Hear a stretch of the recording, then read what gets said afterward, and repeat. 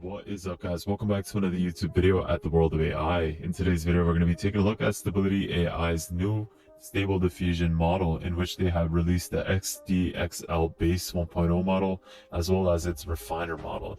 Now, they have been operating under the permission of Creative ML Open Neural License, and it showcases the project's commitment to the openness and accessibility.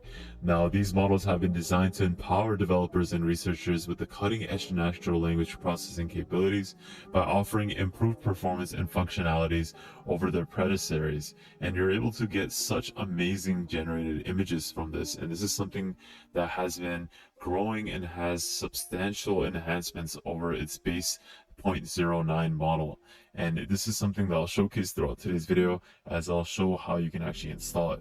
But before we actually get into the gist of the video, guys, so first things first, I'm going to have all the links in the description below so that you can easily access it.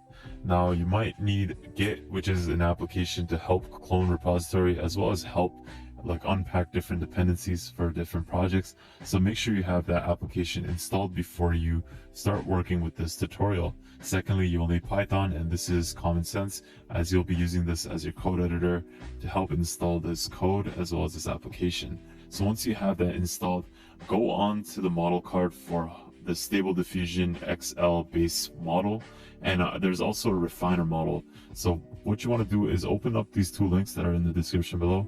I'll leave the other links as well in the description. So what you want to do first is go into files and versions for both of these tabs, and once you're over here, scroll down a little bit and download this model over here. That's 6.94 GB. So you just click the installation button. It'll then install on your Google Chrome or whatever web browser that you're using. Sorry, brain fart there. Now, secondly, you want to do the exact same thing with the refiner model, and you can just go on the model card website and download the refiner model. And once that is finished, you can let it download. It might take a little bit longer depending on your download speed, but in this case it took me around 5 minutes. Now what you want to do next is go into Stable Diffusion WebUI. Now this is by Automatic1111, and this is going to be used to have the operation of this model on your WebUI. And what you want to do is scroll down a little bit and click on the Installation and Running tab, which is the install and run on NVIDIA GPUs. So you want to click on this to get more information. It'll take you to this page, which will showcase the links that you'll be using to install this WebUI. So what you want to do is install this zip folder, and once that is done, it will then be appearing over here on the bottom on your Google Chrome or whatever web browser that you have. So once this is complete, I'll get to the next step. So guys, there's actually one thing I want to talk about. This is one of the ways that Stable Diffusion or Stability AI had not recommended, as there's another version that they've actually recommended as to how you should install and use the other web UI.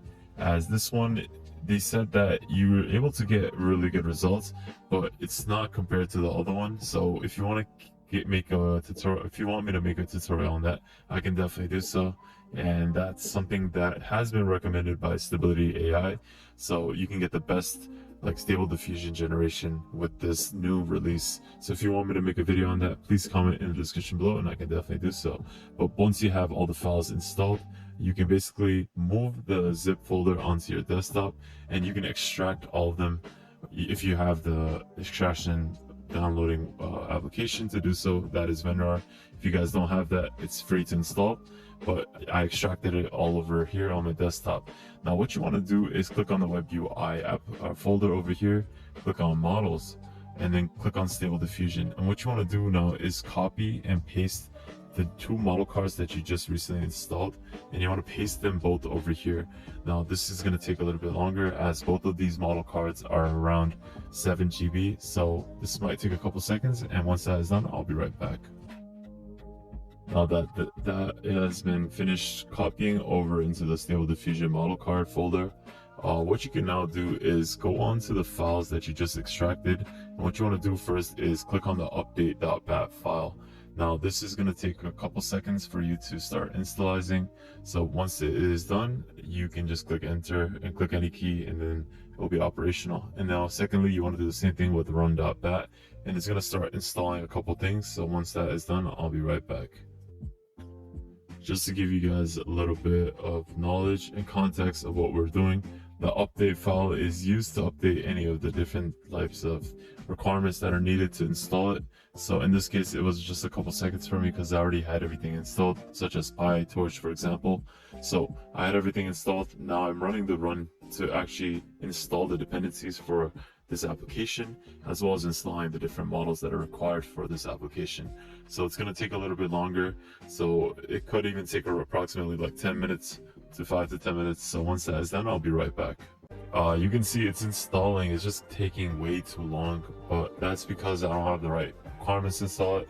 And what will basically happen is that it will then prompt you to your local host, which is this link right here, and you can basically access it from your command prompt.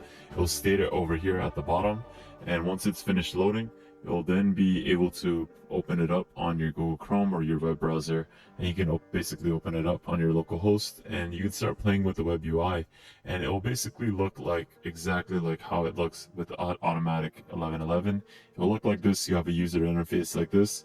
On the top left corner, you will see that there's a stable diffusion checkpoint, and this is where you'll be able to select the different model cards that we installed and input it into the WebUI.